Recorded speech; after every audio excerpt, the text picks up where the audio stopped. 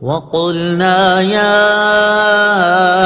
آدَمُ اسْكُنْ أَنْتَ وَزَوْجُكَ الْجَنَّةَ وَكُلَا مِنْهَا رَغَدًا حَيْثُ شِئْتُمَا وَلَا تَقْرَبَا هَذِهِ الشَّجَرَةَ فَتَكُونَا مِنَ الظَّالِمِينَ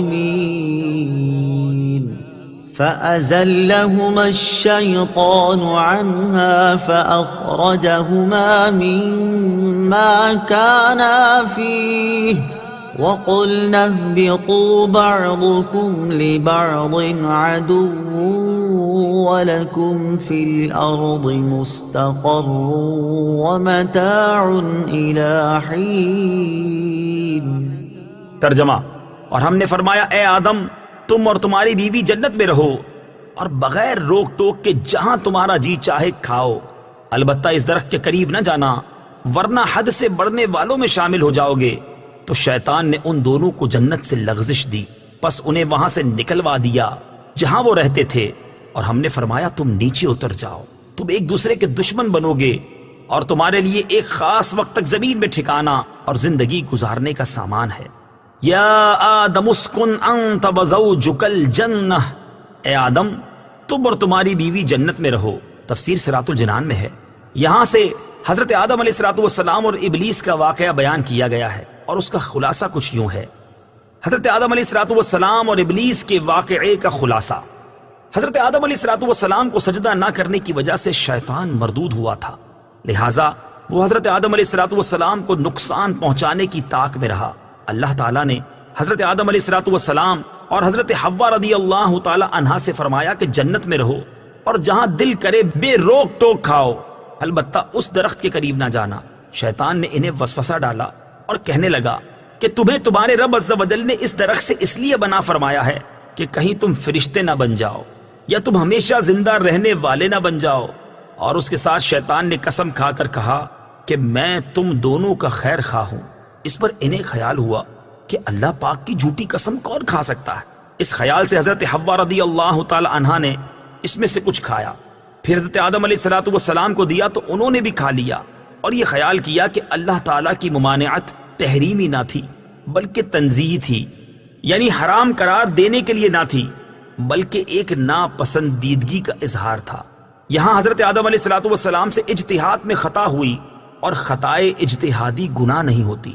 چنانچہ شیطان کے دھوکے کی وجہ سے انہوں نے اس ممنوعہ درخت کا پھل کھا لیا، اور پھل کھاتے ہی ان کے پردے کے مقام بے پردہ ہو گئے اور وہ اسے چھپانے کے لیے ان پر پتے ڈالنے لگے. اس وقت اللہ تعالیٰ نے فرمایا کہ کیا میں نے تمہیں اس درخت سے منع نہیں کیا تھا، اور میں نے تم سے یہ نہ فرمایا تھا کہ شیطان تمہارا کھلا دشمن ہے.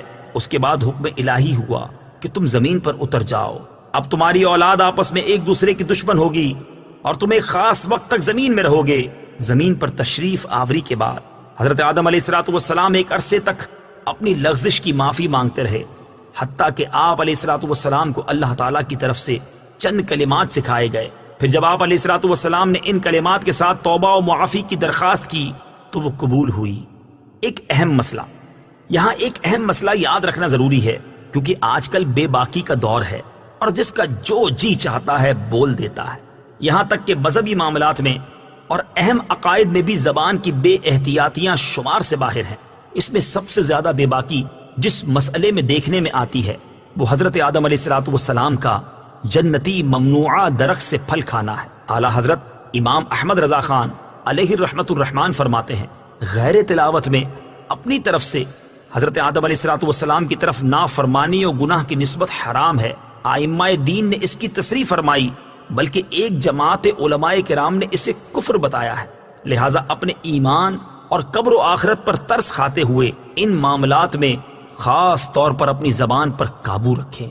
وَلَا تَقْرَبَا، اور قریب نہ جانا. اس آیت میں اصل ممانعت درخت کا پھل کھانے کی ہے، لیکن اس کے لیے فرمایا کہ قریب نہ جانا. اس طرز خطاب سے علماء نے یہ مسئلہ نکالا ہے کہ اصل فعل کے ارتکاب سے بچانے کے لیے اس کے قریب جانے سے بھی روکنا چاہیے. جیسے بچے کے سیڑھیوں سے گرنے کا اندیشہ ہوتا ہے تو اسے صرف سیڑھیوں پر کھڑا ہونے سے منع نہیں کرتے بلکہ سیڑھیوں کے قریب بھی نہیں جانے دیتے.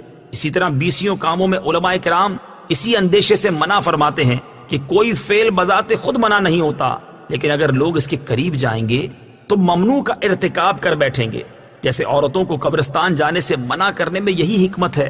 اسی سے پیر اور مشائخ کے فعل کا استدلال ہو سکتا ہے کہ وہ مریدوں کی تربیت کے لیے بعض اوقات کسی جائز کام سے بھی روک دیتے ہیں، کیونکہ وہ جائز کام کسی برائی تک پہنچنے کا ذریعہ بن سکتا ہے. فَتَكُونَا مِنَ الظَّالِمِينَ، ورنہ تم زیادتی کرنے والوں سے ہو جاؤ گے. ظلم کا معنی ہے کسی شے کو اس کی اپنی جگہ کے علاوہ کسی اور جگہ رکھنا، اور یہاں آیت میں ظلم خلاف اولا کے معنی میں ہے. انبیاء کرام علیہ الصلوۃ والسلام کو ظالم کہنے والے کا حکم. یاد رہے کہ انبیاء کرام علیہ الصلوۃ والسلام کو ظالم کہنا گستاخی اور توہین ہے، اور جو انبیاء کرام علیہ الصلوۃ والسلام کو ظالم کہے وہ کافر ہے. اللہ تعالیٰ مالک اور مولا ہے، وہ اپنے مقبول بندوں کے بارے میں جو چاہے فرمائے. کسی دوسرے کی کیا مجال کہ وہ انبیاء کرام علیہ الصلوۃ والسلام سے متعلق کوئی خلاف ادب کلمہ زبان پر لائے، اور اللہ تعالیٰ کے اس طرح کے خطابات کو اپنی جرت و بے باکی کی دلیل بنائے. اس بات کو یوں سمجھیں کہ بادشاہ کے ماں باپ بادشاہ کو ڈانٹیں، اور یہ دیکھ کر شاہی محل کا جمعدار بھی بادشاہ کو انہی الفاظ میں ڈانٹنے لگے تو اس احمق کا کیا انجام ہوگا. ہمیں تو انبیاء کرام علیہ الصلوۃ والسلام اور محبوبان خدا کی تعظیم و توقیر اور ادب و اطاعت کا حکم دیا گیا ہے، اور ہم پر یہی لازم ہے. انبیاء علیہ الصلوۃ والسلام کی عصمت کا بیان. یہ بھی یاد رہے کہ انبیاء کرام علیہ الصلوۃ والسلام معصوم ہوتے ہیں اور ان سے کوئی گناہ سرزد نہیں ہوتا. ان کے معصوم ہونے پر 20 دلائل ہیں. یہاں پر صرف 3 دلائل پیش کرتا.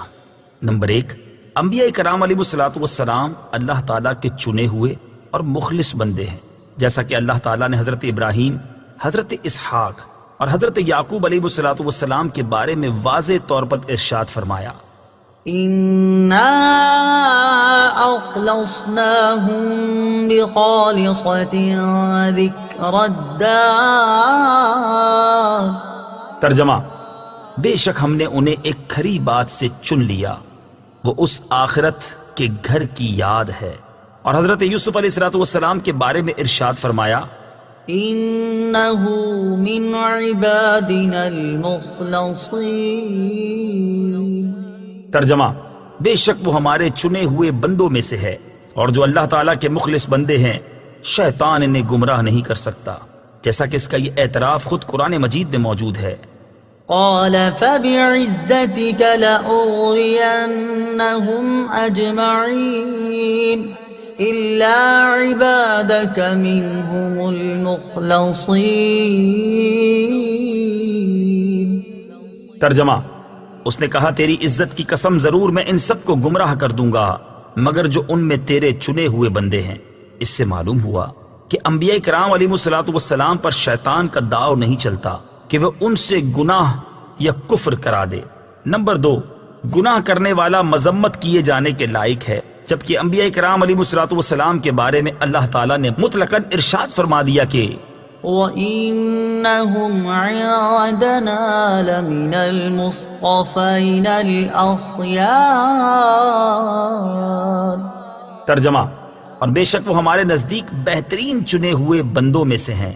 نمبر 3، انبیاء کرام علیہ الصلوۃ والسلام فرشتوں سے افضل ہیں، اور جب فرشتوں سے گناہ صادر نہیں ہوتا تو ضروری ہے کہ انبیاء کرام علیہ الصلوۃ والسلام سے بھی گناہ صادر نہ ہو، کیونکہ اگر انبیاء کرام علیہ الصلوۃ والسلام سے بھی گناہ صادر ہوں تو وہ فرشتوں سے افضل نہیں رہیں گے.